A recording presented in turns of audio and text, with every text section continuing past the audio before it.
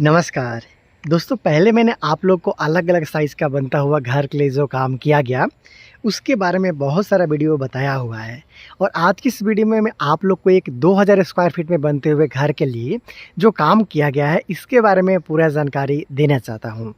और साथ में इस घर को बनाने में जो छत के ढलाई तक आप काम देख पा रहे हो, इतना काम करवाने में कितना रुपये तक का खर्चा आ सकता है आपका, इसके बारे में पूरा जानकारी दे दूंगा। तो अगर आप भी अपने बनने वाले घर के लिए प्लानिंग कर रहे हैं या फिर घर बना रहे हैं तो आप इस वीडियो को पूरा देख लीजिएगा। आपको पता चलेगा कि आपको अपने बनने वाले घर में काम किस तरीके से कराना है, कहाँ पे गलती नहीं करना है और आपका टोटल छत के ढलाई तक कितना रुपये तक का खर्चा है वो आ सकता है। दोस्तों, आप बहुत अच्छे तरीके से समझ पाए, इसलिए मैं आप लोग को इस घर के लिए 2 से 3 एंगल से दिखाऊंगा, फिर घर के अंदर भी लेकर चलूंगा, दिखाऊंगा कि किस तरीके से काम किया जा रहा है। लेकिन सबसे पहले मैं आप लोग को इस बनते हुए घर के लिए जो साइज़ है इसके बारे में बताना चाहता हूं। जो इस घर के लिए बैक व्यू है और फ्रंट व्यू है वो है 40 फीट का, और जो साइड व्यू है वो है 50 फीट का। सामने की तरफ पोर्टिको का निर्माण किया गया है, उसके बारे में बताऊँगा। तो front view 40 feet, side view यहाँ पर 40 फीट, और जो front view 40 feet, back view 40 feet, और साइड व्यू है दोनों तरफ का वो 50 फीट के आसपास में रखा गया है। अगर आप लंबाई और चौड़ाई को गुना करेंगे 40 और 50 को तो हो जाता है 2000 स्क्वायर फीट। यहाँ पे साइड की तरफ का अगर बात किया जाए तो लगभग 3.5 फीट के आसपास तक का छज्जा निकाला गया है। और ये जो छज्जा निकाला गया यहाँ पे कभी भी क्रैक्स आने का संभावना नहीं रहेगा, क्योंकि यहाँ पे पट्टी बीम का काम किया गया। देखिए, ये तो है लटक बीम, उसके साथ ये पट्टी बीम के साथ में इससे कंप्लीट है वो किया गया। इसके ऊपर में अगर आप जोड़ाई भी करवाते हो फिर भी ये आसानी के साथ इस पर लोड ले लेता है। इसके साथ साथ ये है वार्डरोब, ये है साइड की तरफ विंडो जो कि आर्क शेप के साथ में बनाया गया है। और पीछे की तरफ देखिएगा तो यहाँ पे एक एग्जिट डोर लगाया गया है। ये बहुत ज़रूरी हो गया आजकल। ज़्यादातर लोग अपने घर में सामने की तरफ या फिर साइड की तरफ मेन डोर तो रखते ही हैं, लेकिन पीछे की तरफ कुछ इस तरीके से अगर आप चाहो तो एक एग्जिट डोर अपने घर में ज़रूर लगा लीजिएगा, जिससे आपातकालीन स्थिति में आपको निकलने में काफ़ी सहूलियत होगा। या फिर पीछे अगर आपका ज़मीन है तो ईजिली आप उसके लिए पीछे एक रास्ता रख सकते हो, जैसे कि यहाँ पे किया गया। तो सिंपल वे में, क्योंकि पीछे बहुत ज़्यादा आपको सुंदरता है उसको बढ़ाने की ज़रूरत नहीं होती, इसलिए यहाँ पे सिंपल वे में विंडो का काम किया गया है। इस घर के लिए जो अगर फर्श का बात करें तो यहाँ पे आप देख पा रहे हो लगभग 4 फीट के आसपास तक में फर्श का ऊंचाई यहाँ पे रखा गया। हालांकि नीचे में इस घर के लिए ग्राउंड बीम का उपयोग किया गया। उसके बाद में ये आप देख पा रहे हो तो डीपीसी का काम किया गया 4 फीट की ऊंचाई में, और इसी लेवल पे घर के लिए जो फर्श का ऊंचाई है वो रखा गया। आसानी के साथ आप यहाँ पे देख पा रहे हो 4 फीट के आसपास में काफ़ी अच्छा खासा ऊंचाई यहाँ पे प्राप्त कर लिया गया। कभी भी रोड से या फिर अगल बगल की ज़मीन से आपको 3.5 से 4 फीट के आसपास तक का जो ऊँचाई है वो काफ़ी अच्छा माना जाता है, वैसा ही आपको रखना चाहिए। तो बैक व्यू और साइड व्यू के बारे में आपने जान लिया है। चलते हैं अब घर के फ्रंट व्यू की तरफ, देखते हैं कि किस तरीके से फ्रंट व्यू इस घर के लिए रखा गया और किस तरीके से पोर्टिको का काम किया जा रहा है। तो दोस्तों देखिए, इस घर के लिए जो फ्रंट में वो यहाँ पे एक सुंदर सा पोर्टिको का निर्माण किया जा रहा है। लगभग 30 फीट के आसपास तक में 15 फीट का स्पेन, उसका फिर 15 फीट का स्पेन में यहाँ पे पोर्टिको का काम किया जा रहा है। आर्क शेप का काम किया जा रहा है। ये देख पा रहे इस तरीके से आर्क पहला, आर्क दूसरा, उसके साथ स्लोप डिज़ाइन में यहाँ पे छज्जा का काम है वो किया जा रहा है। इसके साथ 2 सर्कुलर शेप का कॉलम है, इसके बारे में भी आप यहाँ से देख सकते हैं किस तरीके से बेहतरीन वर्क किया जा रहा है। ये सर्कुलर शेप का यहाँ पे कॉलम लगाया गया है। उसके बाद फिर यहाँ पे कुछ अलग टाइप का डिज़ाइन किया गया है, जिससे पेंटिंग के बाद काफ़ी अच्छा लुक दिया जाएगा।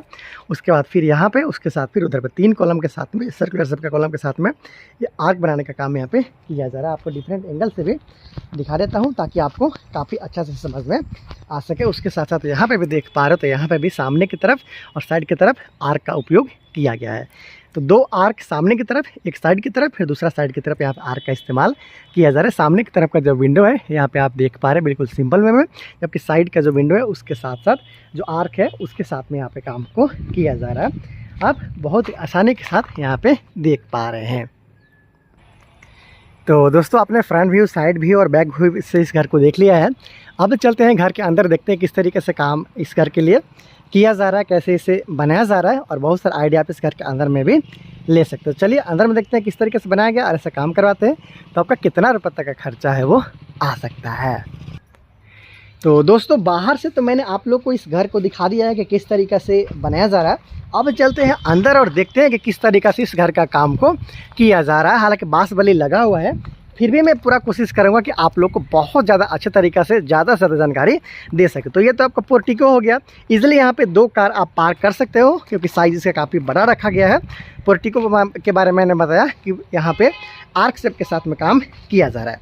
यहाँ पे इस घर के लिए हो गया मेन इंट्रेंस, लगभग 4.5 से 5 फीट और 7 फीट की ऊंचाई में बनाया जा रहा है।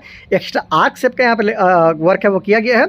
उसके साथ यहाँ पे हो गया विंडो। जैसे ही आप घर में एंटर करते हो आपको मिल जाता है हॉल के साथ साथ डाइनिंग एरिया, लेफ्ट साइड में मिलता है किचन, राइट साइड में मिलता है आपको पहला रूम। थोड़ा और आगे बढ़ते हैं तो आपको मिल जाता है गली, ये आप देख पा रहे हैं।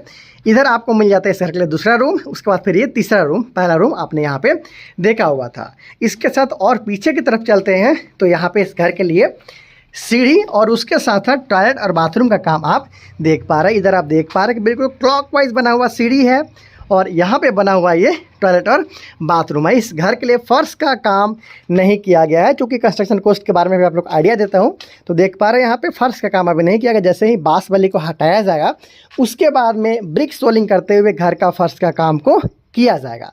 तो अब तक का काम आपने देख लिया। चलिए मैं आपको थोड़ा सा छत पे ले जाकर भी दिखा देता हूँ कि किस तरीक़ा से इस घर के लिए काम को किया जा रहा है। बिल्कुल क्लॉकवाइज बना हुआ सीढ़ी यहाँ से स्टार्ट होगा। फर्स्ट फ्लाइट पार्ट है, लैंडिंग, फिर सेकंड फ्लाइट पार्ट होते हुए घर के छत पे चले जाते हो। तो चलिए मैं आपको ले जाकर दिखाता हूँ। लगभग 16 से 18 दिन पहले इस घर के लिए जो छत का ढलाई का काम है वो किया गया था।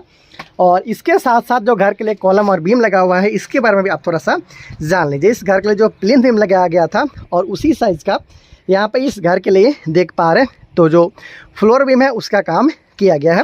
9 इंची में 12 इंची का यहाँ पे फ्लोर बीम का काम किया गया है। और इसी साइज़ में इस घर के लिए प्लिंथ बीम का काम भी किया गया था, जहाँ पे 4 सरिया का इस्तेमाल किया गया है 12 mm का। इजीली यहाँ पे देख पा रहे हो। और ये 8 mm का रिंग का प्रयोग किया गया था।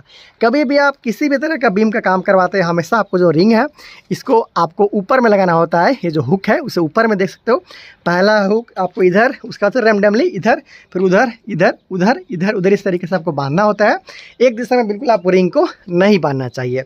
और 8 mm का रिंग और 12 mm का 4 सरिया के साथ में घर के लिए जो प्लिंथ बीम है और जो फ्लोर बीम है उसका काम किया गया है। 2 तला तक इजीली इस घर को ले जाना है, इसलिए जो कॉलम का साइज़ है इसको आप गौर कीजिएगा। तो 10 इंची बाई 10 इंची का ये कॉलम है। यहाँ से आप ठीक से समझ पाएंगे 10 इंची बाई 10 इंची का ये कॉलम है। और 4 सरिया का इस्तेमाल किया जा रहा है 16 mm का। देखिए यहाँ पे 16 mm का 2 सरिया का इस्तेमाल किया गया है। फिर यहाँ पे 2 सरिया इधर, मतलब टोटल 4 सरिया के साथ में इस्तेमाल किया जा रहा है यहाँ पे 16 mm का। इस तरीके से आप कॉलम का काम कराते हो तो ईजिली आप अपने घर को 2 तला तक ले जा सकते हो। अगर आपको 1 तला तक काम करना है तो 9 इंची बाई 9 इंची कॉलम में आपको 12 mm के 4 सरिया से भी काम चल जाएगा। 4.5 इंची मोटा इस घर के लिए छत का ढलाई है वो किया गया है। ऊपर तला में सीढ़ी बनेगा, इसके लिए यहाँ पे आप देखिएगा तो इस तरीके से 8 mm और 10 mm का सरिया को निकाला गया है। और इसके साथ चलिए मैं आपको छत पे भी थोड़ा सा दिखा देता हूँ किस तरीके से काम किया गया है। हालांकि जो छत के ढलाई के बाद में जो क्यूरिंग का काम था वो यहाँ पे कंप्लीट हो चुका है। अब काम स्टार्ट हो रहा है चारों तरफ से जो हमारा पैरापेट वाल होता है उसका। तो इस तरीके से चारों तरफ से इसका पैरापेट वाल का काम है वो किया जाएगा। ईंट को चढ़ाया जा रहा है, देख पा रहा हूँ। इस तरीके से पैरापेट वाल का काम यहाँ पे कंप्लीट किया जाएगा। तो दोस्तों काम तो आपने देख लिया है कि किस तरीक़े से इस घर को बनाया जा रहा है। अब जान लेते हैं कि अगर आप इस तरीक़े से अपने घर के लिए काम करवाते हैं तो आपका टोटल कितना रुपये तक का खर्चा आ सकता है छत के ढलाई तक। तो ये जो 2000 स्क्वायर फीट में बना हुआ घर आपने देखा, जिसमें आपको अंदर में भी आपने काम देखा कि ब्रिक वर्क का काम कंप्लीट है, छत का ढलाई का भी काम किया जा चुका है। सीढ़ी वगैरह आप देख पा रहे हो कि बिल्कुल स्टैंडर्ड साइज़ में यहाँ पे रखा गया है। इसके साथ साथ घर का जो फर्श बनाने का काम है वो बाकी है। लिंटल बीम 7 फीट की ऊंचाई में दिया गया है। छत की ऊंचाई 10.5 फीट का यहाँ पे रखा गया है। खर्च के बारे में बात कर ले तो लेबर कॉस्ट के साथ साथ मटेरियल कॉस्ट को इंक्लूड करते हुए इस तरीक़े से घर बनाने में आपको कम से कम 16 से 17 लाख आसपास तक में खर्चा आ सकता है, सिर्फ घर के छत के ढलाई तक में। याद रहे ये एक बड़ा साइज़ का बनता हुआ घर है। हालांकि आने वाला दिन में जब इसका डिसेंटरिंग का काम किया जाएगा, ये जो बांस बल्ली आप देख पा रहे हटाया जाएगा, तो उसके बाद भी आपको दिखाऊंगा कि किस तरीक़े से इस घर को बनाया गया। कंप्लीट होने तक दिखाऊंगा, जिससे आप लोग को और भी ज़्यादा आइडिया मिल जाएगा। इस आर्क के बारे में और भी थोड़ा सा जानकारी ले सकते हो। आने वाले दिन में और ये सारा चीज़ क्लियर है वो हो जाएगा। तो बहुत सारे वीडियो के लिए आप चैनल को सब्सक्राइब भी ज़रूर कर लीजिएगा। बहुत जल्दी मिलते हैं अगली वीडियो में। दोस्तों आपसे कुछ पूछना भी चाहता हूँ कि किस साइज़ का बनता हुआ घर का काम को देखना चाहते हो, किस तरीके का वीडियो देखना चाहते हो। आप अपना जो सुझाव है उसे कमेंट बॉक्स के माध्यम से मुझ तक पहुँचा सकते हो। तो मिलते हैं बहुत जल्दी अगली वीडियो में। Thank you so much.